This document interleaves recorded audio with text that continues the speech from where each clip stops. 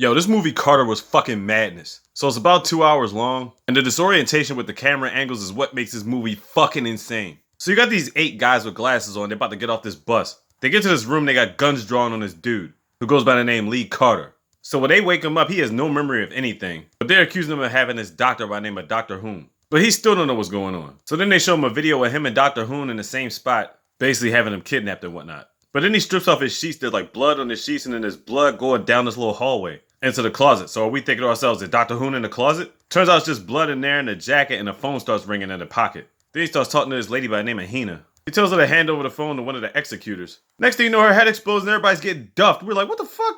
Then this is where we figure out Hannah's actually talking to him through an earpiece inside of his head. She tells him he's got like 20 seconds to jump to another apartment before that apartment explodes. She tells him she's working for an intelligence bureau, whatever like that, and the people that are trying to kill him were C.I.A. So he jumps to the other building and ends up falling in a bathhouse full of Yakuza niggas. And then they get to scrap it, and Carter beats the fuck out of everybody in that bitch. There was about 150 people in there. So while he's on this rampage, this lady is basically telling him where to go and what to do. Then she tells him if he doesn't cooperate because he kind of wants to refuse. He's also got a bomb in his head too, and she's got the detonator. She can set it off at any moment. So after all this mayhem, he gets into this van that she directs him to get into, and then they start explaining the situation. So there's this thing going around called the DMZ virus, and it turns people into zombie, stronger like soldiers or some shit like that. But they don't move like your typical zombies, you know what I'm saying? When they have the disease, they lose their hair and they start going chaotic. Now apparently Dr. Hoon's daughter, Hana, also contracted the disease too, but the thing is he found a cure for it. And that's why everybody's after the good doctor. But the thing is they both got separated. So his mission is to get Hana and take her to a certain location that they're asking for. So he's thinking to himself, why should he do this other than the fact that he's got a bomb inside of his head? Turns out they say if he doesn't do this, then his daughter's gonna die from the disease, because she's only got so many days left before it starts taking effect. And they say his wife has been trying to help too. But the thing is he has no memory of any of it. So he thinks part of it is some bullshit, but basically he's still gonna go along with the mission. So now he's gotta get to this building, cause a bunch of mayhem, and then he finds Hana. But before he can get out, he's surrounded. And the leader of this particular group comes out as fucking Nick Cage. I keep forgetting his real name, but bottom line is he's in this movie too. So he talks about C.I.A. subtraction, talk about who Carter really is. This chick working with Luke Cage trying to get DNA samples. Turns out she knows him as Michael Caine or something like that. But before they get any more information out, they detect something on his body. They probably detect a bomb on him. So Hina turns off the bomb so they can detect the sensor in his molar. They detect the molar and they're about to distract it. Abstract it, my bad. What they don't know is once they remove the molar, it's a bomb in that shit.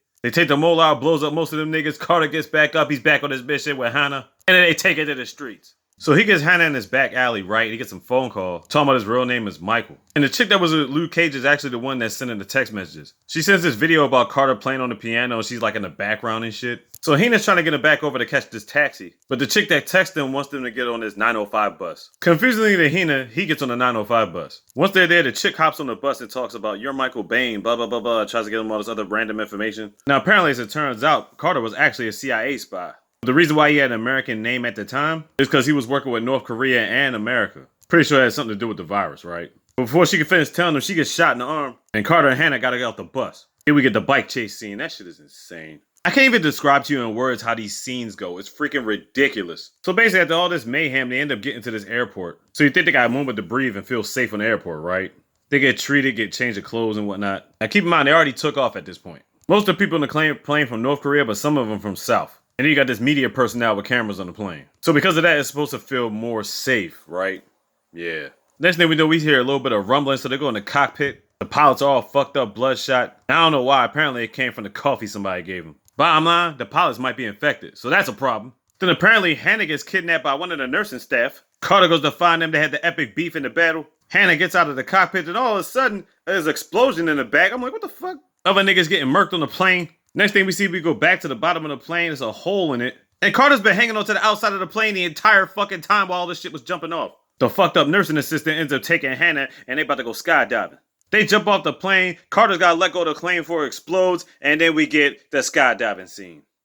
All you see is Hana, Carter, and a nursing assistant just falling, plummeting. How the fuck he got the parachute off the nursing assistant onto himself is a mystery beyond mysteries. Anyway, he does that, clings on to Hana, pulls the strap, they end up falling into the back of this pig truck. Which right after that, you got like 10 cars ready to run this nigga over again. How'd they catch up to him so goddamn quick? Another car scene with ridiculous mayhem in it. Oh, and keep in mind, when I say mayhem when it comes to these scenes, I'm talking about Jackie Chan level of stunts.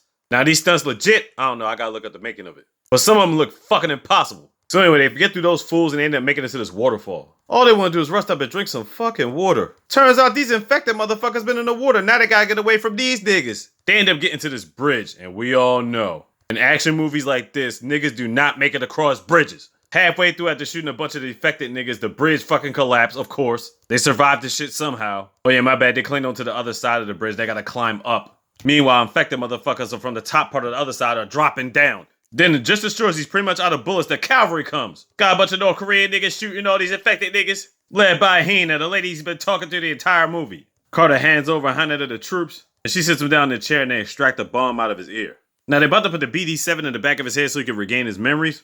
But then Kim Jong stops him out of the blue. Now Kim Jong is the leader of the North Korean militia or whatever like that apparently Hina was working for. Turns out Kim Jong is double-crossing Hina. So Hina's been helping Carter the whole time. Turns out Hina's actually Carter's wife. And it turns out Hina was only doing this to save her daughter, which makes sense. But Kim Jong, not only does he not care about that, but he actually wants the disease to spread because he doesn't really care about North Korea or America. And apparently the disease actually came from South America to spread across. Man, this is crazy.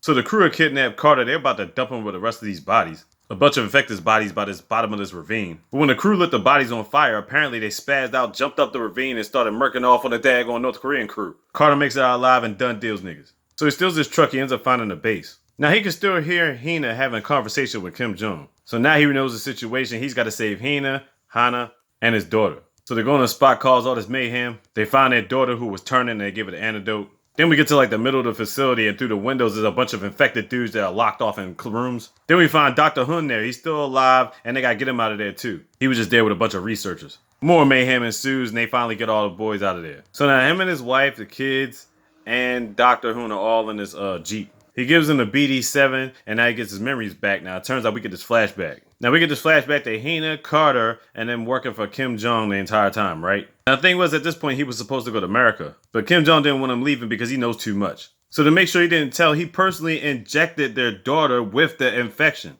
And to make sure he didn't say nothing by accident, he allowed himself to have his memories erased. So that's why he ain't no memory of nothing. So now we get this one final scene, it's the train scene. He gotta get his daughter and Hana over to this train where they're transporting cured infected victims. And this scene is freaking ridiculous. Helicopters chasing them, Kim Jong's in a helicopter. And the maneuvers they do throughout this fucking train is ridiculous. At one point it was so hard to keep up, I was like, wait a minute, where did Hana go? And he had his daughter to sling at one point, but then he put her down. And I was like, where did he put his daughter at? I'm telling you, it was ridiculously hard to keep up with the kids at this point. He ends up duffing Kim Jong. The helicopters ran to another helicopter and the train's safe, right? Last scene in the movie, the train's supposed to be going to this island. But right before that happens, a bomb goes off on the bridge and you're like, what the fuck?